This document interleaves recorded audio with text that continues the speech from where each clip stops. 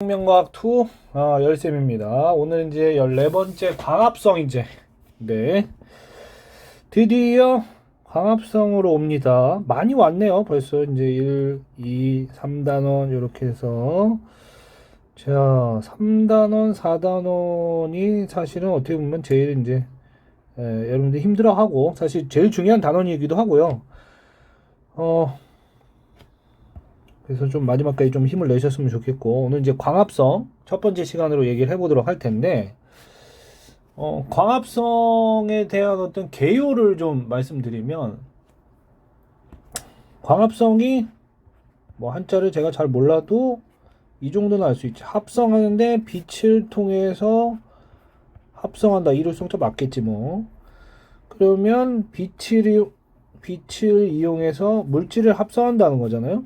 그러면 빛을 이용해서 빛은 에너지니까 에너지를 넣어줘서 에너지가 없는 물질, 무기물이죠. 무기물에서 유기물을 만들어낸다는 거죠. 그래서 여러분들 이미 다 알고 계시겠지만 6개의 CO2, 12개의 물 분자. 이게 이제 세포의 역반응이니까 통해서 포도당을 한 분자 만들고 그리고 6개의 산소를 내보내고 6개의 물을 내보내니까 결과적으로는 뭐 6개의 물이 들어갔다 이렇게 얘기해도 되죠. 자, 여기서 잠깐 뭐 화학적인 얘기를 좀 하자면 화학 배우는 친구들은 뭐 이거 아무것도 아니지만 이산화탄소가 포도당으로 뭐가 되는 겁니까? 환원이 되는 겁니다. 환원. 그죠? 그러니까 얘 역반응을 생각해보면 얘 산소가 붙어서 이렇게 가면 산화가 되는 거니까 반대 과정은 환원이 돼요. 근데 이제 산소 입장에서만 뭐 생각 안 하면 산소 입장에서 너무 생각하지 않고 전자 입장에서 바라보면 환원이니까 전자를 얻는 거야. 그죠? 그러면 이렇게 말할 수 있어. 전자가 필요하네. 전자가 필요해. 근데 이 전자가 에너지가 높은 전자가 필요해, 사실은. 그 다음에 이제 물이 산소로 산화됩니다. 전자를 잃어, 사실 이때. 그러면 이렇게 생각해 볼게요. 이 전자 어디서 왔냐? 저 전자를 잃었다고 했는데 이 전자 누구한테 주냐? 얘한테 주는 거야. 근데 여기 있는 전자는 고에너지 전자인가? 그냥 물 속에 들어있는 거 무조건 그렇지 않고요. 빛에너지가 들어가면서 여기 있는 전자가 고에너지 전자가 되는 거예요. 그 에너지를 가지고 그럼 선생님 에너지를 만드는 거네? 그 에너지를 가지고 포도당을 합성하는 거야. 포도당 합성. 그러면 이렇게 얘기할 수 있어. 광 합성이잖아.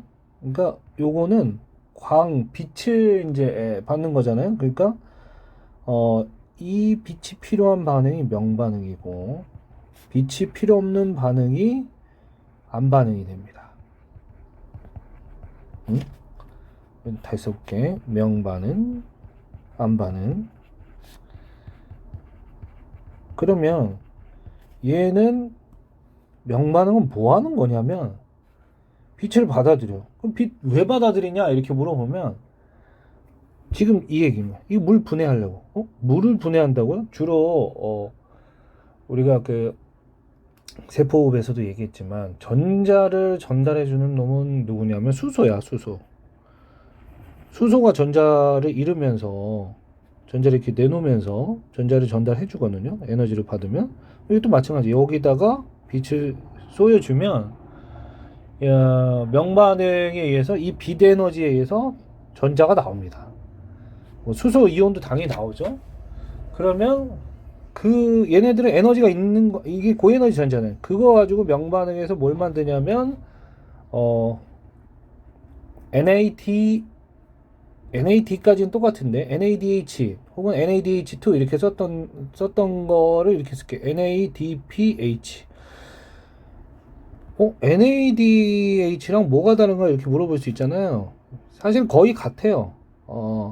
나이트로 아마이드 아데노신 다이가 아니라 디니클레오 타이드 하고 H가 붙은 거야. 이 조효소에. 이 이름이 다시 말하기 어려울 정도로 길죠. 나이트로 나이트로가 아니라 니코틴인가 보다. 니코틴 아마이드 아데노신 아데노신이 아니라 아데노신은 ATP 쓰는 거. 아데닌 디뉴클레오타이드. 예. 다이뉴클레오타이드, 디뉴클레오타이드 이렇게 하는 게 맞죠. 이건 P는 뭐냐, 그냥 포스페이트 붙었다는 거, 인상기 붙은 거야, 그냥. 예. 그러니까 얘도 조효소고, 얘도 이제 명반응에 쓰이는 조효소인데, H가 붙으면 뭐냐면, 얘가 에너지가 있다는 거야. 얘를 가지고, 그러니까, 우리가 NADH2 가지고 뭐 만들었어요? 이거 가지고서는 ATP 만들었잖아요. 전자전달기에서. 여기서 이제 고에너지 전자를 주면서. 이거 똑같은 거야. 그래서 얘 명반응에서는 얘도 만들고, 그 다음에 ATP도 만들어요. ATP. 예. 뭐 다음 시간에 이제 그 명반응 하면서 얘기하겠지만 NADPH를 합성하고 그 다음에 ATP를 만듭니다. 이때 ATP를 만드는 거는 뭐 저기 뭐야, 우리가 ATP 만드는 거는 세포호흡에서는 ADP에다가 인산기를 붙이는 건 다 뭐라고 그래요? 인산화라고 하잖아요. 그래서 인산화가 기질 수준의 인산화냐, 산화적 인산화냐, 뭐 이런 얘기를 했었거든. 그럼 여기서 뭐냐면 광인산화야, 광. 빛을 이용한다고 해서 이 명반응에서는 광인산화를 통해서 ATP를 만든 거야. 근데 이상하지 않아요? 아니, 분명히 포도당 만들려고 하는데, 포도당 만드는 거잖아요. 근데 왜 이렇게 에너지를 많이 만들어? 이 에너지를 가지고 이제 포도당 만드는 거야. 근데 이 에너지, 여기서 나오는 에너지 가지고 포도당 만드는데, 그럼 포도당은 뭘 재료로 쓰냐? 이산화탄소를 재료로 쓰는 거죠. 이산화탄소는 에너지가 없는 무기물이야. 여기다가 얘네들 가지고 에너지를 넣어줘서 뭘 만드는 거야? 포도당 만드는 거지. 포도당. 유기물 만든다고. 그런데, 이거를 이제 뭐라고 하냐면 탄소를 고정해 준다. 예. 이렇게 얘기를 하는데, 이 고정이라는 말, 동화라는 말, 뭐 이런 얘기들이 있거든요. 이게 생명과학 원에서 뭐 저랑 배우는 친구들은 제가 고정과 동화에 대해서 정확하게 얘기를 해주는데, 탄소 고정, 탄소 동화, 질소 고정, 질소 동화 이렇게 얘기하는데, 고정이라는 거는 쉽게 말하면, 자, 뭐 질소는 빼고 얘기할게요. 뭐냐면 탄소를 우리가 직접 쓸 수가 없어. 쓰기 어려운 형태를 쓰기 쉬운 형태로 바꿔주는 거야. 그 켈빈에로를 통해서 쓰기 쉬운 형태로 넣어주는 과정이 탄소 고정 과정이에요. 근데 여기서 이제 켈빈에로에서의 탄소 고정은 조금 이제 다르다기보다는 뭐랄까 좀 구체화시키면은 5개의 탄소짜리를 6개 탄소로 바꿔주는 거야. 그러니까 이게 이제 RUBP라는 게 있어요. RUBP 나중에 다다음 시간에 얘기할 건데 C6의 3PG라는 물질로 바꿉니다. 그러면 요때 이산화탄소가 들어가서 탄소수를 늘리는 거야. 이게 이제 고정 과정이에요. 3PG가 되면 이제 시작하는 거야. 이제 유기물 합성을 시작하는 거예요. 그러니까 이걸 고정 과정이라고 하는 거야. 동화는 그 합성하는 전체 과정, 물질 대사의 동화를 얘기하는 거야. 그러니까 질소 고정도 질소를 우리가 직접 쓸 수 없거든요. N2기 때문에. 그래서 이 N2를 우리 식물이 쓸 수 있는 형태인 NH4 플러스라든지 NO3 마이너스를 해주는 걸 질소 고정이라고 하고, 이걸 해주는 세균을 질소 고정 세균이라고 하죠. 일반적으로 시아노박테리아가 아니라 프리옥박테리아가 이 과정을 해주고, 여기서 이제 이렇게 질산화 세균을 통해서 이렇게 만들어주기도 합니다. 이건 뭐 생명과학 원에서 나왔던 내용이고 뭐 그게 중요한 건 아니니까. 자, 그러니까 전반적인 개요를 좀 말씀드린 거고요. 그 다음에 이거 다시 한번 또 얘기해야 될 부분이 있는데, 이제 염록체의 구조입니다. 염록체의 구조는 여러분들 뭐 다 아시겠지만, 지난번에 미토콘드리아랑도 이제 같이 이중막 구조를 가지고 DNA를 가지고, 그러니까 자체 DNA를 갖고 있는 이런 거는 이제 미토콘드리아랑 거의 비슷하죠. 그래서 이중막이니까 아우터 멤브레인 외막이 있고 안쪽에 이제 내막이 있단 말이에요. 그러니까 이게 이제 두 겹으로 이렇게 된 거, 여기 이제 내막입니다. 그러니까 우리가 간단하게 그릴 때 이렇게 그리잖아요. 한 겹, 두 겹, 이렇게. 그리고 그 안에 동전 쌓은 듯한 구조가 있는데, 이 동전들도 다 막이에요. 이거를 틸라코이드 이렇게 얘기합니다. 틸라코이드. 이것도 다 막이야, 막. 이 동전 하나하나가 이게 다 막으로 되어 있는 거야, 이게. 이 동전들이 또 이렇게 옆에 있는 이 동전들하고 연결되어 있기도 하고, 이 동전 전체를 쌓은 걸 뭐라고 하냐면, 여기 뭐 그라늄이라고 되어 있는데, 그라나라고 여러분들은 아시면 돼요. 그라나. 이 동전을 쌓은 요 덩어리를 그라나라고 합니다. 그러면, 그리고 요 내막, 외막, 그리고 이렇게 그라나들이 이렇게 있을 거 아니에요? 그럼 이 안에 내막 안에 공간이 있잖아요. 공간이 있지 않습니까? 이 공간을 뭐라고 하냐면, 이 공간, 이거를 그냥 미토콘드리아에서는 내막 안에 공간을 그냥 기질 이렇게 얘기했었어요. 근데 여기서는 기질이라고 안 하고 스트로마라고 하는, 그러니까 이제 기질의 이름이 있는 거야. 그러니까 미토콘드리아는 기질의 이름이 없는데 엽록체는 기질의 이름이 있습니다. 스트로마요. 이렇게 얘기를 하고요. 그러면 아까 얘기했던 광반응하고 명반응 각각 어디서 일어나냐면, 그러니까 광반응이 아니라 광반응과 명반응이 아니라 뭔 얘기하는 거지? 명반응과 안반응. 그러니까 빛이 있을 때 반응하고 빛이 없어야 일어나는 반응하고, 이 두 가지로 보면 이 명반응은 어디서 일어나냐면 그라나에서 일어납니다. 그라나. 여기서 일어나는 거예요, 명반응이. 그럼 안반응은 어디서 일어나느냐? 기질에서 일어납니다. 스트로마. 그리고 이 기질에는 여러분들 다 아시지만 이렇게 자체 DNA가 뭐 이런 데 있습니다. 자체 리보솜도 막 이렇게 기질에 이렇게 퍼져 있어요. 자, 그리고 우리가 잘 아는 대로 잘 아는 대로가 아니라 이게 이제 그 미토콘드리아랑도 비교해 보면 미토콘드리아 내막도 그랬었는데, 이게 이제 미토콘드리아, 그러니까 여기는 내막이 있는데 또 그 안에 또 막이 있는 거예요. 근데 이거는 미토콘드리아의 내막하고 좀 같이 볼 필요가 있어요. 왜냐면 미토콘드리아 내막에 뭐가 있었냐면 전자전달계가 있었어요. 맞죠? 전자전달계 있고, 그 전자전달계를 통해서 맨 마지막 이제 화학적 삼투에서 ATP 합성 요소에 의해서 그게 막에 다 존재하고 있는 단백질에서 일어난 거죠. 걔네들이 있는데 이것도 똑같아. 이 보면 클로로플라스트 스트로마 기질이죠. 클로로플라스트가 엽록체거든요. 그 다음에 틸라코이드 루멘이라고 하면, 그러니까 이렇게 됐을 때 이게 틸라코이드잖아. 이 내부의 공간이 틸라코이드 루멘이고, 이 동전 쌓은 듯한 구조랑 내막 있으면 여기가 이제 스트로마잖아요. 그러니까 요 막을 기준으로 지금 여기랑 여기, 그러니까 이 막을 본 거예요. 막을 봤더니 역시 이런 단백질들이 박혀 있고, 여기 많이 봤던 ATP 합성 요소가 있다는 거. 그리고 여기 보니까 전자가 막 움직이고 있어. 이것도 전달계구나. 근데 다만 여기서는 뭐 PS2, PS1이 뭐냐 이런 것들에 대해서 좀 얘기를 해보도록 할 텐데, 이게 관계라고 하는 겁니다. 관계. 포토 시스템이라고 보시면 돼요. 포토 시스템, 관계라고 하는 건데, 자, 엽록체 안에는 색소가 들어있는데, 그 색소를 엽록소라고 합니다. 엽록소.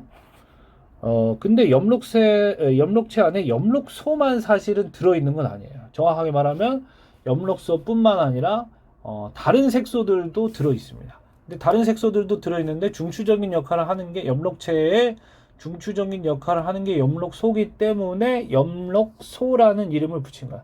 클로로필 이렇게 부릅니다. 근데 이 관계 포토시스템 2, 포토시스템 1 뭐 이렇게 돼 있는데, 요거는 이제 우리가 이제 명반응하면서 다시 한번 얘기할 부분이고요. 빛을 흡수해야 되잖아요. 근데 빛은 색에 따라 다르게 흡수가 되죠. 우리가 보는 빛이라는 건, 요거 일단 보고 넘어올게요. 우리가 보는 빛이라는 게 파장으로 나눌 수가 있습니다. 그래서 이쪽은 이제 가시광선 영역이죠. 우리가 볼 수 있는 빛의 영역이 가시광선 영역인데, 빨간색 이쪽이 이제 적색광 쪽이고, 이쪽이 위에다 쓸게요. 이쪽이 적색광 쪽, 이쪽이 청색광, 자색광 쪽이잖아요. 그러면 파장은 누가 더 크냐면 적색광이 파장이 더 큽니다. 이 파장 이렇게 쓰거든요. 람다. 자색광 쪽, 즉 청색광 쪽이 파장이 이렇게 짧고 이렇게 파장이 길단 말이에요. 이렇게. 그래서 보면 여기가 이제 파장이거든요. 나노미터 단위로 웨이브랭스라고 돼 있잖아요. 그래서 700나노미터, 400나노미터 이렇게 돼 있어요. 그러면 이 가시광선을 모두 이용하는 것은 아닌데, 모두 이용하지 않고 특정한 빛을 흡수해서 이용하는데, 어쨌든 빛을 흡수하려면 뭐가 있어야 되냐면, 모든 물체가 다 빛을 흡수하는 게 아니라 하얀색 같은 경우는, 하얀색 물질은 대부분의 빛의 파장을 다 반사시켜요. 뭐 긴 파장이든 짧은 파장이든 다 반사시킨단 말이에요. 그래서 모든 빛의 색깔이 다 반사되니까 이게 흰색으로 보이는 거고요. 만약에 얘가 빨간색으로 보인다라고 하면 빨간색에 해당하는 요쪽 700에서 700 나노미터의 그 파장만 반사시키는 거고 나머지 파장은 다 흡수해요. 그래서 빨간색으로 보이는 거죠. 그러니까 뭔가를 빛을 갖다 흡수한다는 거는 특정한 빛을 흡수하려면 특정한 색의 색소가 있어야 돼. 색깔이 있어야 돼요. 그래서 그 빛을 흡수하는 게 색소라고 보시면 되겠어요. 여기 보시면 클로로필 A, 클로로필 B, 베타카로틴, 뭐 이렇게 여러 가지로 있잖아요. 여기 보면 뒤에 보면 시아닌 뭐 이렇게 돼 있어요. 피코시아닌, 알로피코시아닌 뭐 이런 식으로 돼 있잖아요. 그죠?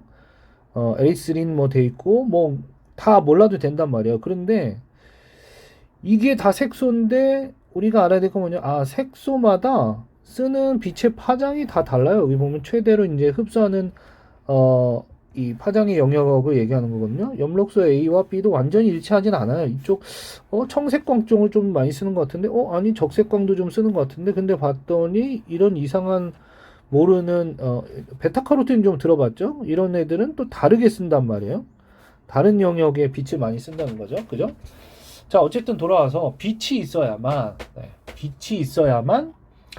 그러니까 색소가 있어야만 빛을 갖다가 잘 흡수할 수 있는데 이 색을 흡수하는 요 시스템, 이 색소로 된 부분의 이 단백질을 광계라고 하는 거예요. 광계가 이제 두 가지 영역으로 돼 있는 거는 이 두 가지 영역에서 받아들이는 좀 과정이 달라서 그런데 그거는 이제 다음 시간에 얘기하도록 하겠고 어쨌든 그래서 P680이 2라는 것만 기억해 주고 P700이 1이라는 것만 좀 기억을 해 주세요. 보시면 이게 그림이 좀 이렇게 나와 있어서 그런데 이 색소가 이 관계에는 색소가 있는데 이 관계가 안테나처럼 이제 많이 설명을 하거든요. 그러니까 이거를 깔때기 모양이라고 이렇게 생각하면 이런 깔때기 모양이야. 그러면 여기 중심에 중심 색소가 들어있어. 중심 색소. 중심 색소는 주로 엽록소입니다. 자, 엽록소도 종류가 A, B, C, D가 있는데 주로 이제 우리는 A를 얘기할 거예요. A와 B가 많이 쓰이는데 주로 A 위주로 더 많이 얘기를 하겠습니다. 어쨌든 엽록소가 중심 색소예요. 그러면 중심이 아닌 곳들에도 색소가 있어요. 이 중심이 아닌 곳들에 있는 색소를 보조 색소 이렇게 얘기합니다. 보조 색소. 근데 어쨌든 얘네들은 전부 다 빛을 갖다가 흡수를 하는데 어떤 거냐면 여기도 이제 잘 나와 있지만 이렇게 해가지고 이렇게 가. 그러니까 마치 빛이 튕겨서 이쪽으로 이런 모양으로 이렇게 이런 깔때기 모양으로 하면 이렇게 모이는 거 아닙니까? 이 중심부에 에너지가 모인다는 거예요. 빛이 모인다는 거죠. 근데 엽록소 A든 B든 C든 D든 어떻게 돼 있냐면 구성 요소가 CHON하고 마그네슘이 있어요. 근데 이 마그네슘이 여러분들 화학적으로 뭐 잘 알겠지만 얘가 안정화되려면 마그네슘 이온이 되잖아요. 그럼 이온이 되면 어떻게 됩니까? 전자를 줄 수 있죠. 전자를 내보낼 수 있습니다. 근데 얘는 처음부터 이제 마그네슘 이온으로 돼 있고 전자를 준다라기보다는 전자를 받을 수 있는 상황이 되는 거예요. 근데 전자를 누가 주냐면 여기 물 분해해서 줍니다. 아까 얘기했듯이 물 분해해서 줘요. 물을 누가 분해시키는데? 빛이 분해시킵니다. 빛이 분해시켜서 여기서 전자가 나오는 거야. 이렇게 생각하시면 돼요. 그러면 여기서 나온 전자가 이제 빛이 모인다라고 했는데 이 빛 때문에 여기서 나온 전자가 들뜨게 되는 거예요. 근데 이거를 이제 이렇게도 좀 해석을 하는데 일종의 이거는 뭐 물리학에서 쓰는 용어지만 광전 효과입니다. 광전 효과. 왜냐하면 이 엽록소에는 뭐 이거 스페셜 표현은 몰라도 됩니다. 쌍으로 이루어져 있다. 뭐 이 가운데는 이렇게만 알고 계시면 되는데 이 엽록소는 마그네슘 금속이 있단 말이에요. 근데 물론 이제 마그네슘 금속 자체는 이제 전자를 받아주고 뭐 이런 역할을 하는데 그러니까 전자를 받고 그러니까 에너지를 받아서 그 전자에다가 에너지를 넣어주는 역할을 하는 거긴 한데, 광전 효과는 빛을 받아서 뭐가 나오는 거예요? 지금 보면 물론 마그네슘에서 사실은 전자가 나오는 건 아니고 물에서 나오는 거긴 해요. 근데 제가 이제 마그네슘을 쓴 이유는 뭐냐면, 광전 효과가 원래 뭐예요? 광전 효과는 금속에다가 전자기파를 쐈을 때, 빛을 쐈을 때 거기서 전자가 튀어나오는 거 아닙니까?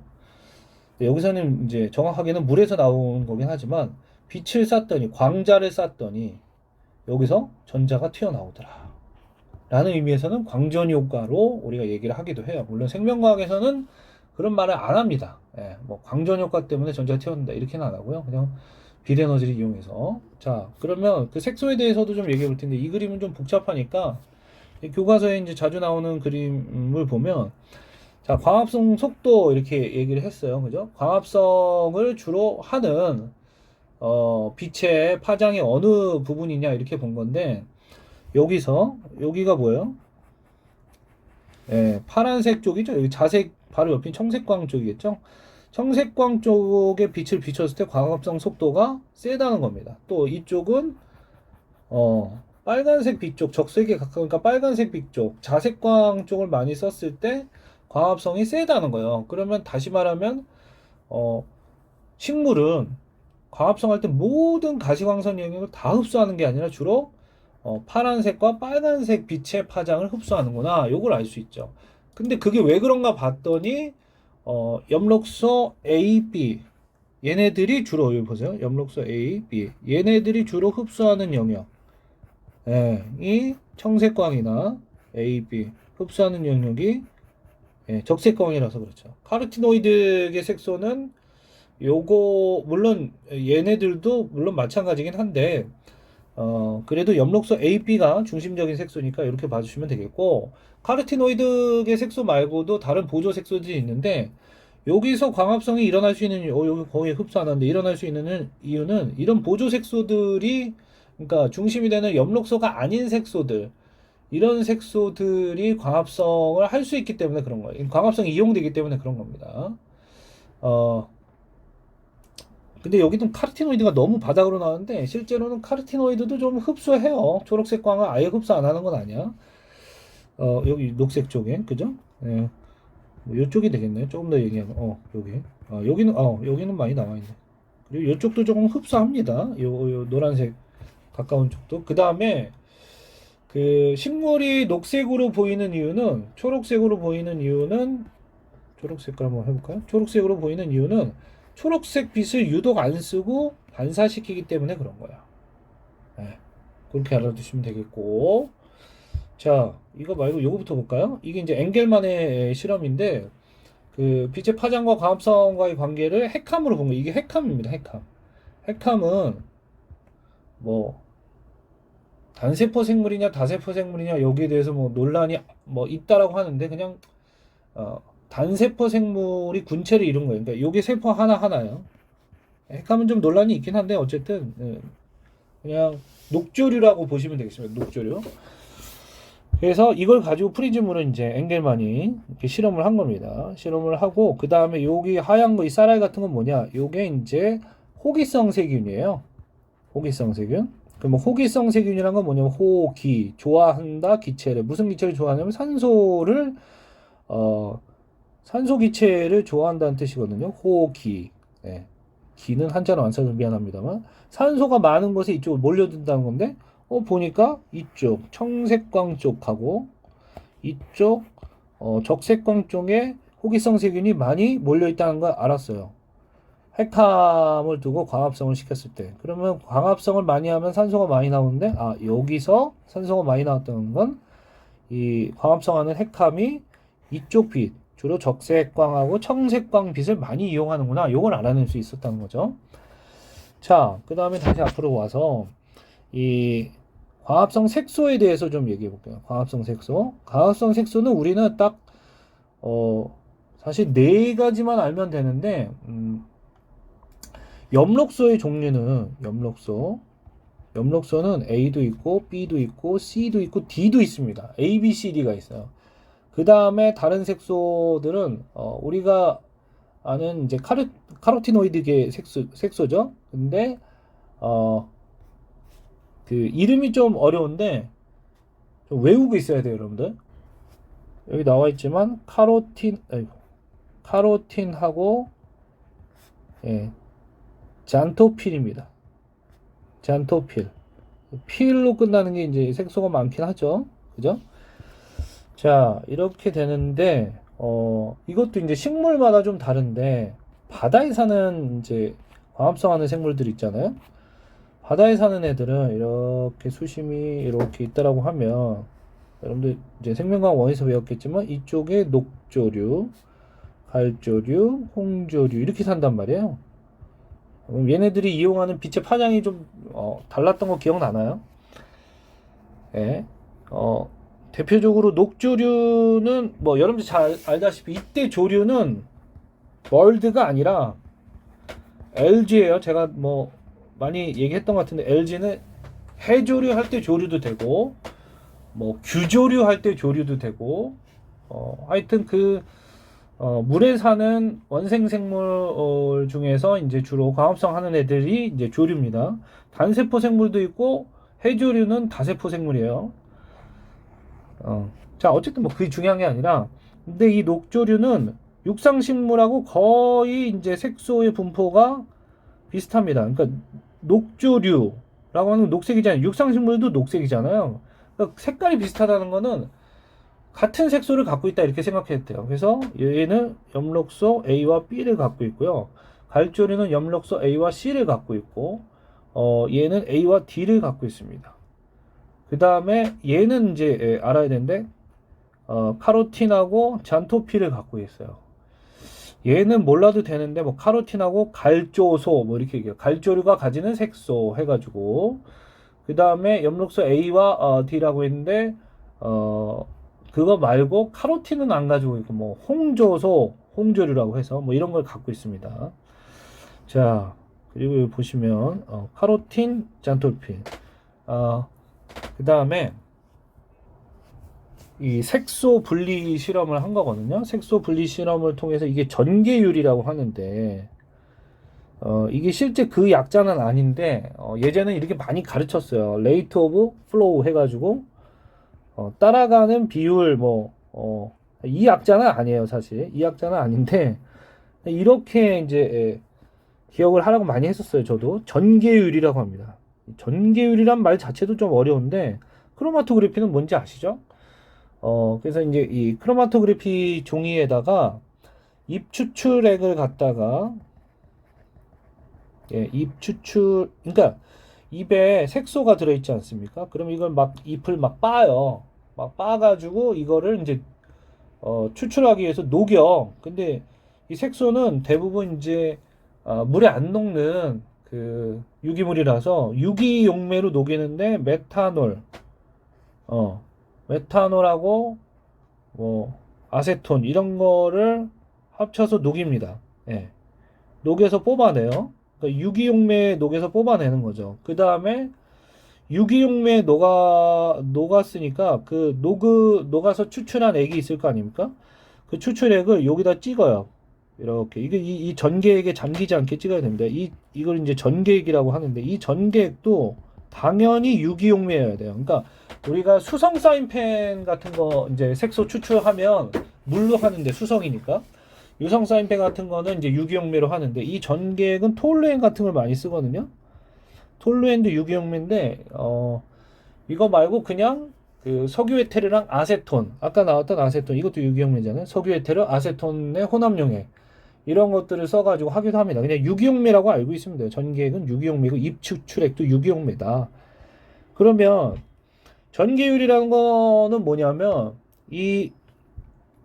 보면 용매가 이렇게 쭉 올라갈 거예요. 걸음종이를 타고 이게 이제 걸음종이라고 했는데 이제 그 크로마토그래피 종이죠. 그러면 만약에 여기까지 올라갔어요. 여기까지. 그러면 용매가 올라간 거리 있을 거 아닙니까? 용매의 이동 거리예요. 용매 이동 거리. 여기 출발점으로부터. 그죠? 그러면 출발점 이라고 했는데 이거를 이제 원점이라고 하는데 정확하게는 여기를 원점이라고 해요. 원점. 네. 원점으로부터 해야 되겠네. 원점으로부터 얘가 여기 원점이 여기가 될 테고 이렇게 올라갈 거 아니에요. 이 거리가 있을 거 아닙니까? 이 거리. 이걸 만약에 L이라고 해볼까요? 그러면 이게 L이 되는 거죠. 그죠? 그런데 이제 색소들이 이렇게 같이 딸려서 올라가요. 색소가 올라가는 이유는 용매와의 친화도가 높으면은 더 잘 따라가겠죠. 용매가 이동할 때, 나도 같이 갈래 하고서는 더 친하면 쭉 갈 거 아닙니까? 그래서 위에서부터 외워야 되는데, 그 다음에 그래서 이 용질, 용질이라고 하면 안 되고 색소라고 할게요. 색소가 이동한 거리가 있을 거 아닙니까?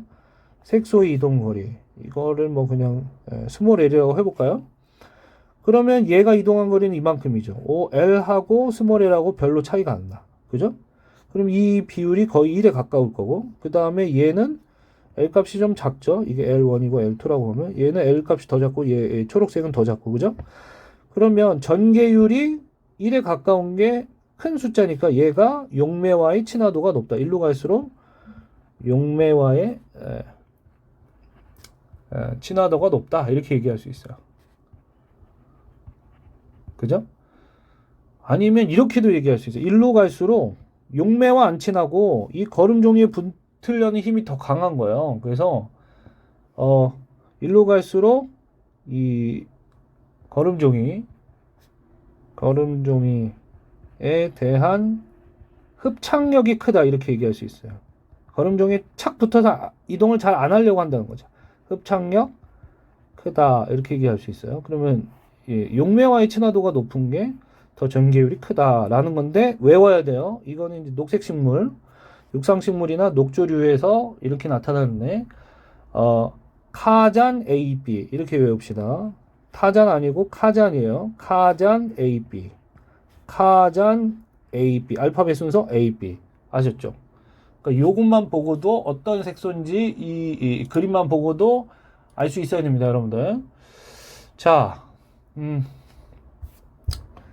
그 다음에 쭉 넘어갈게요. 쭉 넘어가서 이제 벤슨의 실험인데, 벤슨 이제 광합성에서 실험하는 것들은 시험에 종종 나옵니다. 당연히 뭐 수능에도 나오고 내신에도 나오고 요새 뭐 내신 중요한 게 생투는 이제 중요한 게 없었지만